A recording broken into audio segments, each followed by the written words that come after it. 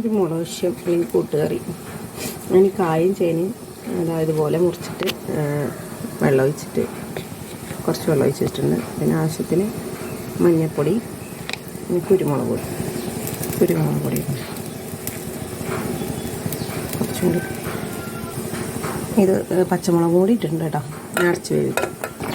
കഷ്ണം നന്നായിട്ട് വന്നിട്ടുണ്ട്. അപ്പോൾ ഇത് ഞാൻ വെള്ളക്കടലയാണ് ചേർക്കുന്നത്. ഞാൻ നേരത്തെ കുക്കറിൽ വേവിച്ച് ഇത് ആവശ്യത്തിന് ചേർക്കാം. ഇത് ഇന്നലെ ഉപ്പിട്ട് കുതിർത്ത് വെച്ചത് രാവിലെ കുക്കറിൽ വേവിച്ചതാണ്.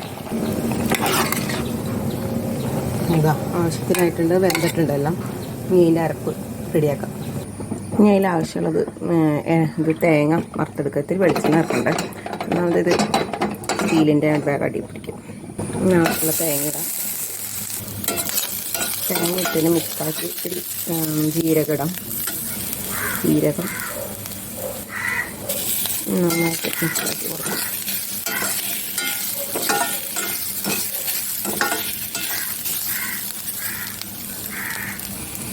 ഇതിൽ ഞാൻ കുറച്ച് ഇതായിട്ടുണ്ട് കാശ്മീരി ചില്ലി പൗഡർ ചേർക്കുന്നുണ്ട് കേട്ടോ, ഒരു കളറിന് വേണ്ടിയിട്ട്. അത് റെഡി ആയിട്ടുണ്ട്. ഇനി ഇത് ചൂടാറാൻ വെച്ച് ഫാനിട്ട് വെച്ചാൽ പെട്ടെന്നാവും. അരച്ചെടുത്ത് അതിൽ ചേർക്കാം. ഫാനിട്ട് വെച്ചുകൊണ്ട് തന്നെ പെട്ടെന്ന് ചൂടാറി അത് അരച്ചെടുക്കാം. ഇത് നന്നായിട്ട് അരച്ചിട്ടുണ്ട്. ഇത് വേവിച്ച ഈ കഷ്ണങ്ങൾ കുറച്ച് ഞാൻ ചേർത്തിട്ടുണ്ട് കേട്ടോ. ഇത് വീഡിയോ എടുത്തിട്ടില്ല.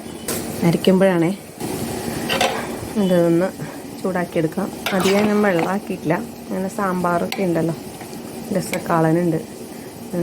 ഇത് അധികം കളറില്ല. മഞ്ഞൾപ്പൊടിയുടെ കളർ കൊണ്ടാണോ കൂടിപ്പോയോണ്ടാണോ എന്നറിയില്ല. പക്ഷെ നല്ല സ്മെല്ലുണ്ട് ജീരകത്തിൻ്റെയും കുരുമുളക് പൊടിയുടെ.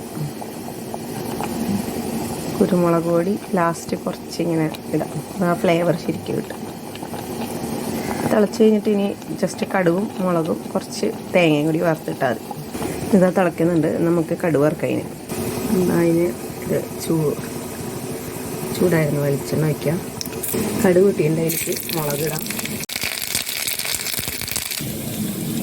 ഇതിലേക്ക് നമുക്ക് വറുത്തത് ചേർക്കാം. തേങ്ങയും കടുകെല്ലാം കൂടി വറുത്തിട്ടത്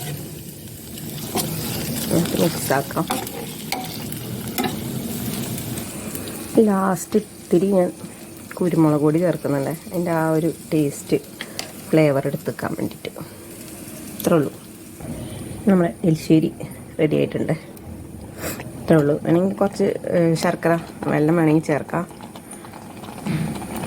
ലേശം ഞാൻ ചേർത്തിട്ടുണ്ട്. ഇത്രേ ഉള്ളൂ. നമ്മുടെ എലിശ്ശേരി റെഡി ആയിട്ടുണ്ട്. അപ്പോൾ ഓക്കെ, ബൈ.